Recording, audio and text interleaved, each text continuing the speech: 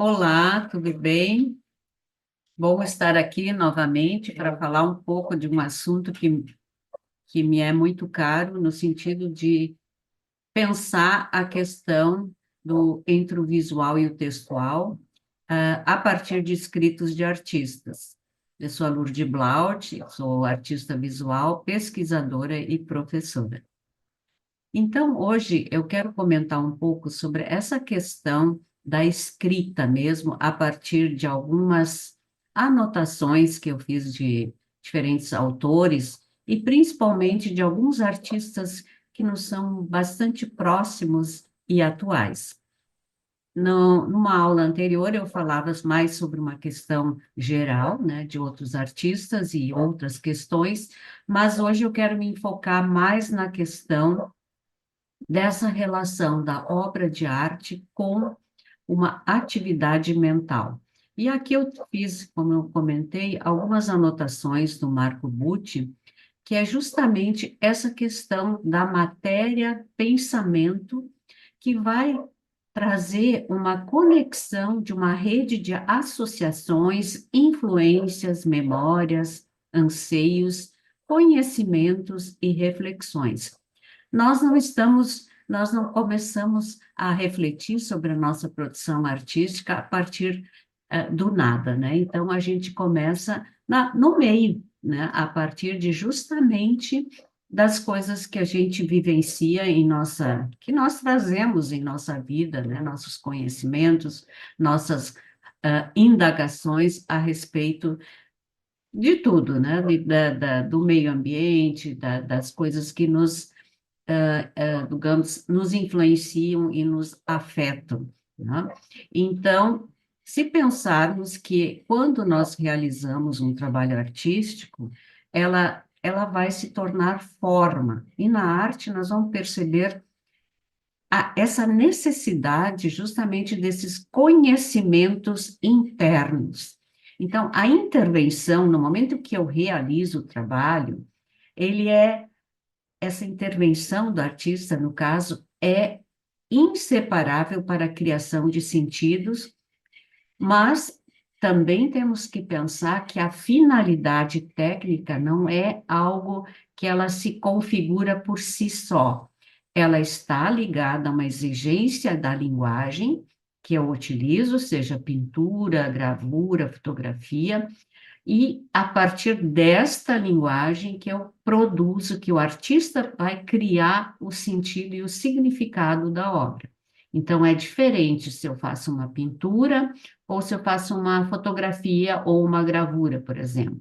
Então, o gesto, a ação é diferente de uma linguagem para outra. Então, nesse sentido que o autor coloca, essa necessidade de conhecermos os processos internos desse meio que eu utilizo, mas, ao mesmo tempo, está vinculado a questões que vão além da técnica, que são justamente aquilo que é a necessidade do artista de trazer suas inquietações através do trabalho de arte. Então, eu quero retomar um pouco, a partir dessa breve introdução, de pensarmos, né, quais são as contribuições, ou como essas contribuições do artista ou dos artistas ah, começam a se desenvolver para esse pensar e definir a arte, ou também traçar novos rumos para a arte. Se a gente olhar um pouco, lermos um pouco na história, já podemos perceber que Alberti trazia já nos tratados de pintura no século XV, onde ele já observava algumas questões relacionadas à intencionalidade da arte. Leonardo da Vinci também fez várias formulações científicas em seus escritos, as memórias do Gauguin, os relatos e as experiências e as indagações pessoais e teóricas de vários artistas, como o Van Gogh nas cartas a Theo. Cézanne também tinha uma inquietação muito grande a questão da forma, da pintura, da volumetria, enfim, ele olhou muitas vezes uma mesma paisagem e ele colocava o seguinte: eu sou a paisagem e a paisagem se pensa em mim. Então, são questões que os artistas sempre trouxeram suas reflexões a partir dos escritos. Eu acho que quando nós escrevemos, algumas coisas se tornam mais claras no nosso próprio processo criativo. Kandinsky, Mondrian, Lígia Clark, Hélio Oiticica, então, são artistas que sempre escreveram sobre seus processos criativos e o que estavam buscando no seu trabalho. E assim, a gente olhar um pouco mais para a história da arte, na modernidade, nós podemos perceber inúmeros textos, manifestos, reflexões, com o intuito de aproximar um público mais amplo da arte. Também havia essa questão da defesa da autenticidade do projeto artístico. Também surgem nesse período revistas editadas pelos próprios artistas, como Picabia, Duchamp, Man Ray. Então, o que os artistas vão assumindo já nesse período, assim, cada vez mais gradativamente, esse compromisso direto com a sua produção poética. Também percebemos nesse período a ampliação de livros e revistas especializadas, e sempre com falas, no caso, da fala dos próprios artistas. E com isso vão surgindo novas condições, problemas, soluções e significados. Então, é nesse sentido que o artista, ao tomar a palavra, a sua própria fala, ele vai entrar nesse território da crítica e questionar o próprio conceito de arte, ou seja, ele vai participar nessa constituição de um pensamento artístico e as suas relações com as obras, não algo fora da obra, mas a partir da obra. Então, essas questões que eu sempre saliento quando eu falo desses escritos de artistas. Então, também sabemos que, né, à medida que os anos avançam, né, nos anos 60, 70, novas formas vão surgindo também pela transformação das linguagens em diferentes categorias, novos materiais, conceitos, o próprio circuito de arte começa a se proliferar, outras relações entram nesse processo do próprio crítico, também surge a figura do curador, que vai auxiliar e ampliar na leitura das obras, ou seja, é um período que, na década de 60, 70, bastante incerto em relação à arte, justamente por essa prática de introdução de novos elementos na arte e na produção dos artistas, e as categorias acabam não sendo mais tão fechadas, mas elas vão se esgarçando, né? Então, o artista assume justamente essa prática, né? Esse discurso com a sua prática, e aí isso vai tornando o elemento central, né, dessas estratégias poéticas que o artista se propõe a debater e discutir, no caso, em torno da sua produção. Então, o próprio processo do trabalho, hoje falamos muito em processo poético, né? No sentido de valorização, em relação ao objeto de arte, e o artista é também responsável pela interpretação da própria obra. E o próprio crítico vai se tornando mais próximo dessa prática artística, ou seja, quando ele vai escrever um texto crítico, ele também começa a se aproximar mais do artista, entender o seu processo criativo e também ouvir o que o artista tem a dizer para que ele possa também desenvolver e conhecer melhor o trabalho. Em Cezanne, a gente já percebe isso, que ele escreve muitas cartas também, e se ele não tivesse escrito nada, nós não teríamos, talvez, um conhecimento mais aprofundado do que o próprio artista queria dizer ou expressar através do seu trabalho artístico. Então, na arte, então, surgem essas muitas abordagens políticas na própria contemporaneidade, e o artista também, ele organiza as qualidades sensíveis das próprias materialidades, vai estabelecendo um diálogo mais próximo ou mais aprofundado, enfim, com a própria matéria em si, gerando a linguagem poética. Eu sempre falo, às vezes, né, o que o Iberê falava, que a pintura é a carne da arte. Então, vejam como isso é importante, saber o que o artista pensa, o que ele traz, ou como ele, né, sente o seu próprio trabalho.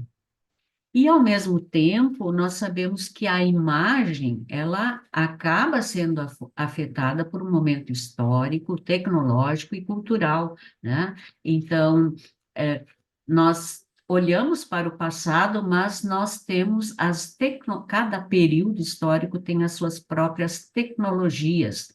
E, e também a definição desses meios, né, no caso, e que tem uma particularidade nesses recursos, nessas linguagens, né, carregadas de um significado.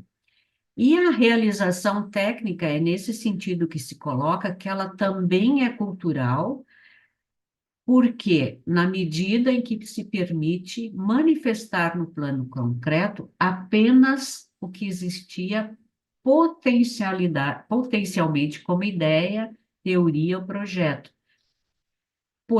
possibilitando, então, pensar coisas que não podiam ser pensadas. Então, há uma outra forma, né, de abordar o espaço da arte, a questão da arte em si.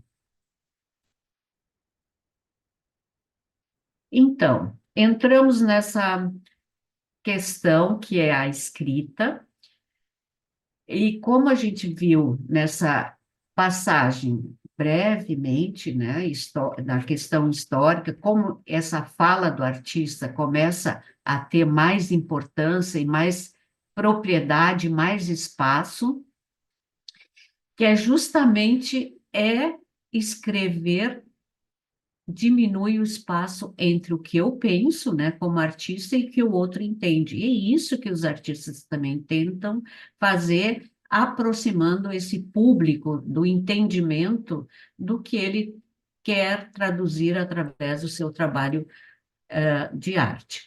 Então, outra questão que eu penso que é bastante importante, também a gente vai ver em vários artistas, a gente pesquisar mais a fundo, o valor dos diários.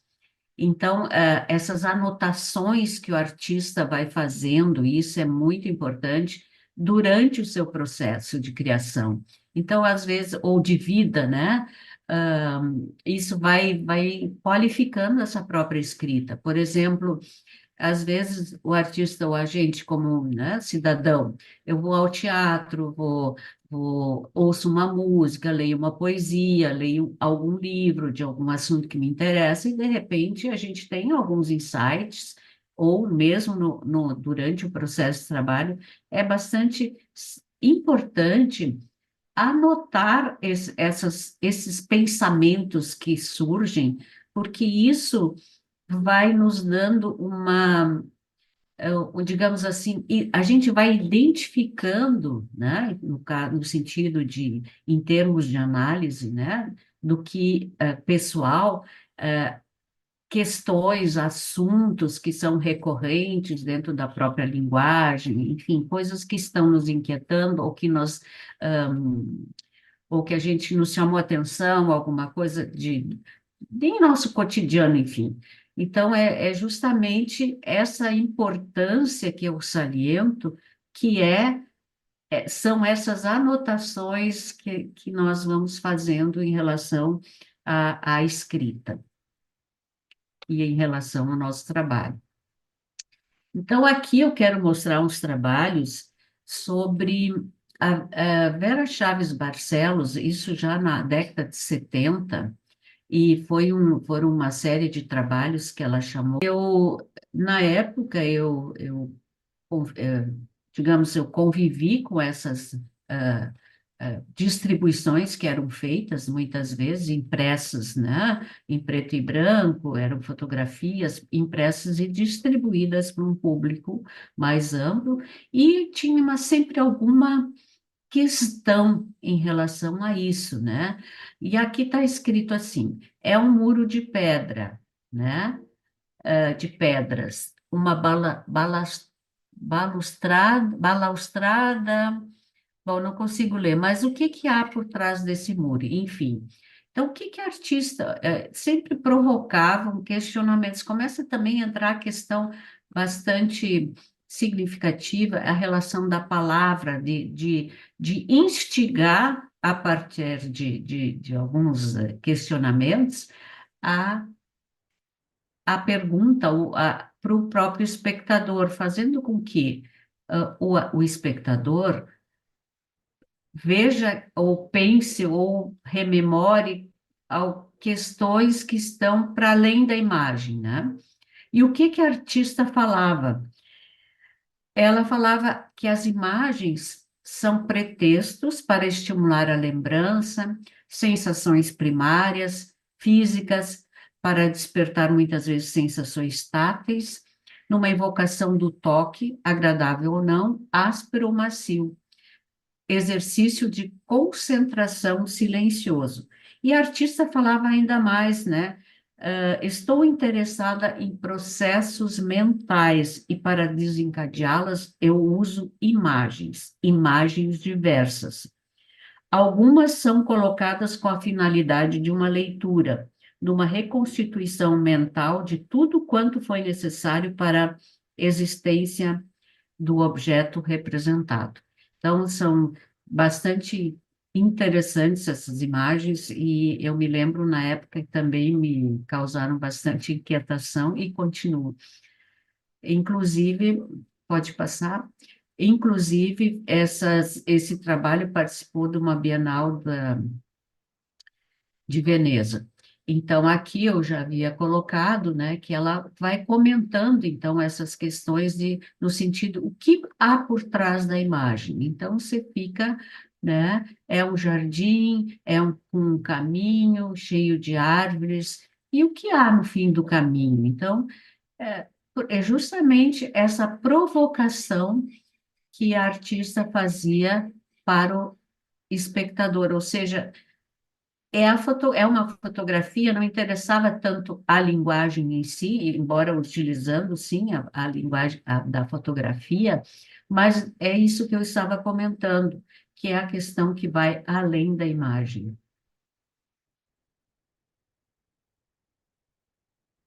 Tem uma outra artista que é bastante inquieta, muito intensa, que eu gosto muito, que é a Lenir de Miranda, que ela trabalha também com pintura, com livros de artista, e ela tem uma relação muito forte com a literatura. Então, aqui eu vou ler o que ela fala. Celebro Ansel Kiefer, que é um grande pintor, né? Pelo trágico, pela memória e mito por eles evocados. O maior mentor entre os expressionistas, com as vozes de Homero dentre os róseos dedos da aurora, trazendo Joyce, Eliot, Pound, e dizendo que estarei aqui servindo chá aos amigos. São fundamentais essas referências definidoras da minha identidade. Como não ser dramático diante do que é contemporâneo? E aqui, então, tem um livro de artista, que ela chama de Fim de Expediente, onde ela usa vários elementos aqui, de colagens, desenhos, enfim, né? E é justamente, novamente, quero salientar né, o sentido dessa fala, dessa escrita da artista. Tem outras imagens dela também, onde muitas vezes ela acrescenta algum elemento de escrita, de um poema, enfim.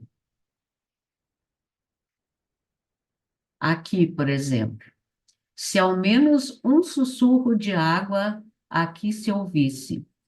Então, então, muitas vezes ela acrescenta também essas falas, né, essas frases, né, onde ela revela as suas inquietações, mas também que provocam essa outra leitura no espectador, justamente por um título, muitas vezes. Um outro artista que também me instiga bastante, que é o Jorge Mack, da Argentina, nascido em 63, ele já esteve aqui numa Bienal do Mercosul com uma grande exposição, e ele incorpora materiais como jornais, mapas, então ele explora essas narrativas que estão presentes e que a gente não percebe em nosso cotidiano. Então, ele investiga como funciona o olhar em sua fragilidade e a potência das imagens. E ele vai desconcertando justamente o que pode ser entendido em termos de diferenças ou como compreendemos logicamente o mundo e como sentimos a respeito dele. Isso é a frase de um teórico, Gabriel Barreiro. E, e é justamente isso que ele vai trazendo essa. A gente olha para essa caixa de fósforo num primeiro olhar, a gente pensa, bom, é uma caixa de fósforo, mas se a gente nos antenarmos, no caso, nossos sentidos, nossa percepção, e atentarmos para o título, que isso também é uma questão que é bem importante, assim, de ter, ou provoca, ou, né, traz, ele também é é a palavra também que nos instiga, né, ou no sentido de criar uma ambiguidade em relação ao que a gente está vendo, ou não. Então, ele chama de vidas paralelas. Aqui são outros trabalhos desse artista, onde ele recorta muitas vezes folhas de jornais, enfim, é interessante quem se interessar olhar um pouco mais, né, o trabalho desse artista. E aqui ele coloca um título também, Uma História de Amor. Olha que interessante. Aqui à esquerda é uma folha de jornal e ali direita, essa imagem menor mostra o que está escrito, né, nessa publicação no jornal, né? Que passes muito feliz, cumpre sempre, sempre, te amarei, Luiz. Que interessante, né? Então, a gente fica pensando também qual é esse caminho para os artistas contemporâneos. É justamente começar algumas questões, né, de trazer o extremo oposto do espectro, esse olhar cotidiano e tentar restabelecer significado diante da complexidade por um mero ato de observação cuidadosa, como a gente viu na imagem anterior e aqui também. E romper esses clichês da vida sentimental das pessoas, trazer isso para um outro contexto, ele fala também que a tentadora crença de que a alma gêmea existe, só que ainda não sabemos onde. Romper com a ordem esperada das coisas. É bastante instigante o trabalho também desse artista. Outro artista que eu admiro muito, gaúcha, né, no caso, é a Elida Tessler, que são como que se chama, palavras-chaves, que é o título do trabalho, e a série é Claviculários, de 2015. Aqui ela coloca que são 9 caixas metálicas destinadas para guardar chaves, que ali ficam penduradas em uma ordenação linear como páginas dos livros, de um livro aberto. Cada claviculário corresponde a uma obra literária, apresentando palavras sublinhadas ao longo da leitura, seguindo regras por ela estabelecida. Então, são questões um tanto que ela comenta que são questões enigmáticas que me fizeram reconfigurar o segredo das chaves, seja em palavras cujos significados desconhecemos, ou em estranhamentos de sentidos decorrentes do deslocamento do vocábulo impresso no livro de origem ao objeto comum do nosso dia a dia, que é a chave. E essa noção de segredo veio anexar-se à de contato. Veja, se eu apenas olhar o trabalho, né, eu vou ver diferentes palavras, enfim, né? Ah, claro que a obra é aberta ao imaginário e à leitura de cada espectador, mas a artista contextualiza esse trabalho, nos falando que são nas suas leituras de um livro, de um determinado livro, que ela sublinha palavras, e essas palavras são gravadas nessas chaves, enfim, trazendo uma outra possibilidade de leitura de algo que está em nosso cotidiano, como nós já vimos no trabalho anterior também. Podemos ir passar?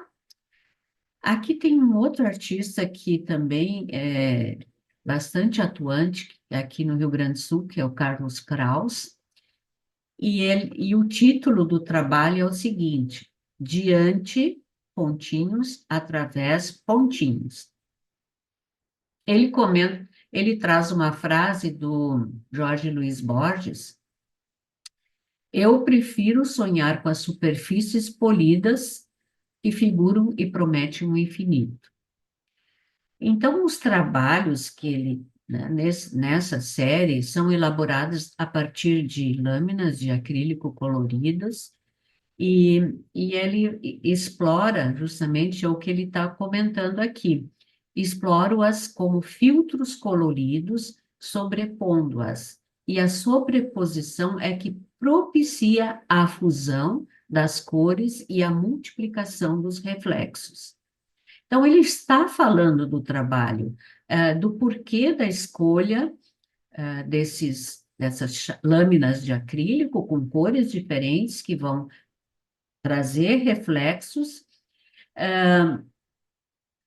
E aí, o que que ele coloca? Então, esses fenômenos na fusão de cores e a multiplicação dos reflexos nos atraem para olharmos o trabalho mais de perto. Então, é o que ele coloca mais, que com esse movimento, nos colocamos dentro do trabalho e constatamos que é impossível dissociar a profundidade que as cores transparentes propiciam do reflexo que é inerente às superfícies polidas. Assim, estamos diante e através. E aí, com a fala do artista, nós começamos a entender o que significa esse título, que é também um conceito, no sentido de que somos atraídos simultaneamente pelo reflexo, pela profundidade e o desconhecido, pelo perto e pelo distante. Então, vejam como é um trabalho que, se eu não tenho a fala do artista, eu posso fazer diferentes leituras, com certeza, mas com a fala do artista, eu já olho o trabalho de uma outra maneira, com certeza. Aqui é só um trabalho meu que eu trouxe e justamente para falar dessa questão da palavra,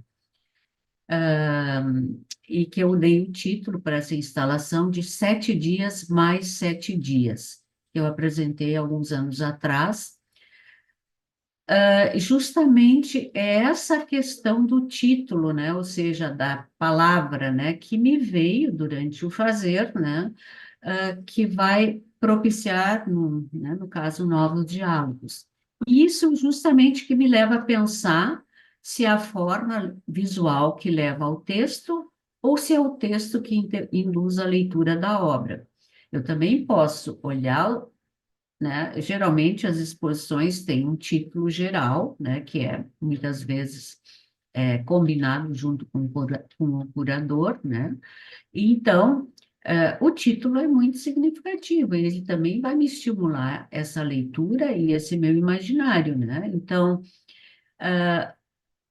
e aí me fico perguntando justamente isso, ou como os elementos plásticos e os signos linguísticos influenciam-se simultaneamente ao se entrecruzarem. Então, nesse sentido, que eu vejo, de novo, o que que resulta, o que que envolveu a produção desse trabalho, né, que é a gravura, a repetição, o múltiplo, a impressão. Então, ali tem, são como vidros, né, no caso de flores parafinadas, que elas vão se repetindo, 7 em 7, 7. Então, diferentes leituras, e foi muito interessante isso para mim. Pode passar? No caso aqui, ó, então, são diferentes possibilidades perceptivas que, se por um lado foram dadas de uma certa forma, que eu dei uma ênfase ao título, mas também para conduzir, de uma certa forma, o olhar, evocar outros sentidos nas imagens e com a inserção de novos elementos, né, e materiais e objetos, como parafina, flores artificiais, vidros e espelhos. E é interessante que que esse trabalho foi apresentado fora desse contexto, e as crianças, né, minha escola visitou e disse, é o dia e a noite, entende? Então, são a obra é aberta para outras leituras, mas também há uma certa indução em relação ao título, porque para mim seria como a relação do ciclo da vida, né? A vida e a morte, a vida e a morte, e que é um eterno ciclo, né, que a gente vivencia. E a criança já viu, e não, é interessante que é justamente isso, a relação do dia e da noite, que é também um ritmo, né, o nosso ritmo de tempo, né, que a gente vive. Aqui tem um outro trabalho, que é do Edson Gandolfi, que foi meu aluno na pós-graduação, e nós tivemos uma disciplina que era de gravura avançada, e ele vinha também em formação em outras áreas, e ele estava, assim, muito inquieto em relação à linguagem. Digo, não, essa questão é aberta, desde que você pense em algo no sentido do conceito de reprodução, né, no caso ou duplicação, ou multiplicação de algo a partir de uma superfície, né, que a gente cria uma matriz e que ela se reproduza, né? E ele criou esse trabalho muito interessante, que ele fez um vídeo, ele justamente trabalha com mídias e com tecnologias, e utilizou, então, uma coisa muito do nosso cotidiano ainda, e, e trouxe justamente essa reflexão sobre o trabalho, e era justamente isso que eu estava estimulando, né, que não fosse um trabalho gratuito, qualquer coisa, mas que tivesse um significado. Então, ele trouxe essa fala, né, que a maneira como somos engolidos por nossas necessidades sociais nos faz abrir mão daquilo que acreditamos ser o ideal de vida. Vivemos para trabalhar e muitas vezes não como aquilo que nos torna pleno. É daí que surge a obra Confissão. Ela parte de questionamentos pessoais com relação ao papel real do artista na sociedade.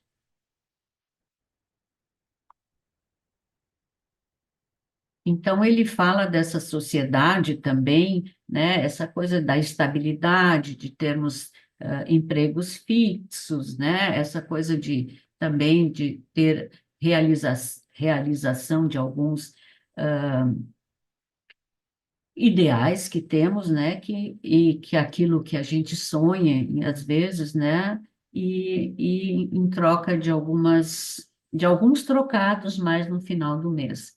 Então, é justamente, pode passar adiante, que tenho mais um trabalho, que é aí onde ele coloca que o carimbo, e aí sim ele justifica por que ele usou este recurso, inclusive, ele fez uma performance na rua, e, enfim, fez várias intervenções. Então, como o carimbo é usado como um sentido de catalogação humana, na ideia de externalizar a visão do artista ante seus próprios problemas ou questionamentos.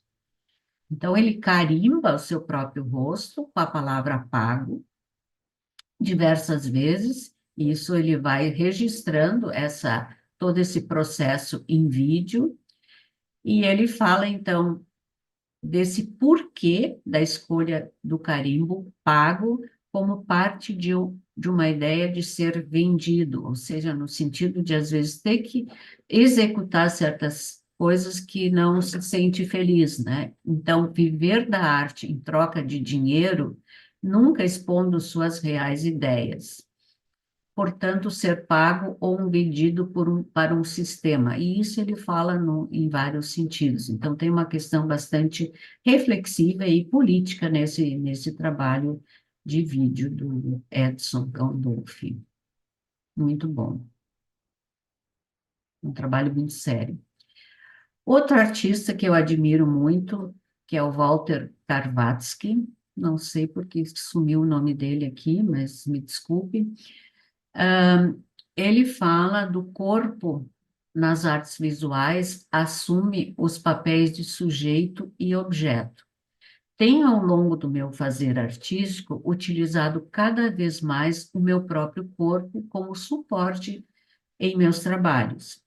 Essa opção se deu quando me percebi, desculpe, finito em vista de uma grave doença pulmonar.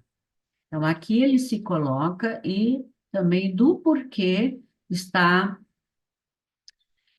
fazendo esse trabalho que ele chama de série asfixia. É o resultado do uso do meu corpo para me dizer. Nesse processo criativo, eu precisei levar em conta que a única maneira de sentir e materializar verdadeiramente a experiência da asfixia seria me expondo novamente a ela. Então, nisso, ele vai também falar sobre. Eu, tem outras questões que são bastante pessoais, que motivaram o artista, mas também que vão além da imagem, que nos faz pensar sobre que essas imagens também nos remetem a diferentes asfixias da nossa sociedade, da competição no trabalho, enfim, da informação midiática, do mercado consumidor, da estética ideal, do comportamento e entre outras tantas asfixias por todos nós. Então, é um trabalho do Walter Carvazzi, eu acho que eu me passei não colocando o nome, me desculpa. Aqui aparece nesta imagem, tá?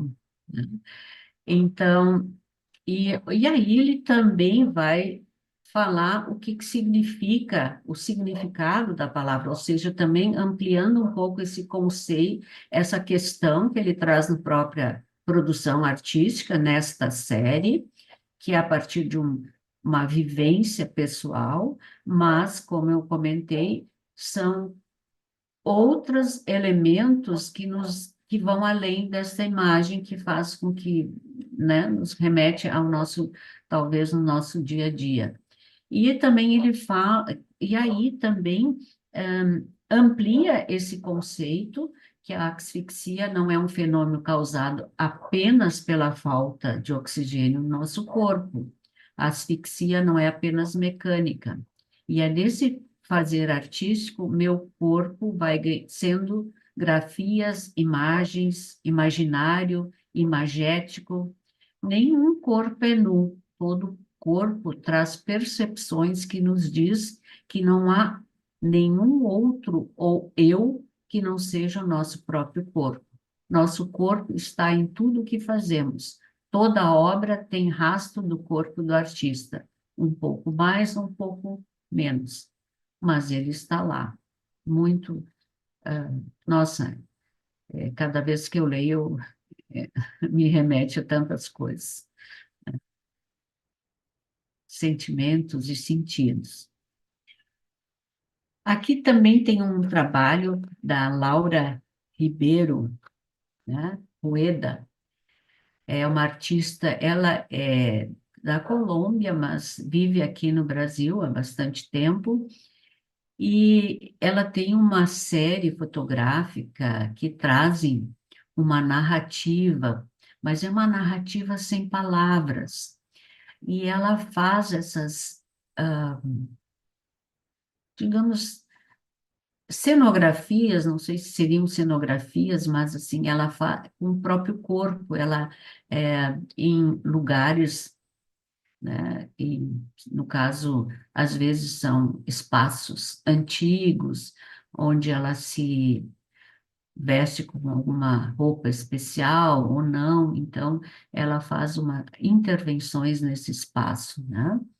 E como ela fala que essa série fotográfica se apresenta como uma narrativa sem palavras, que percorre um mesmo espaço, que fala de silêncio, de trânsitos, de ausências e presenças.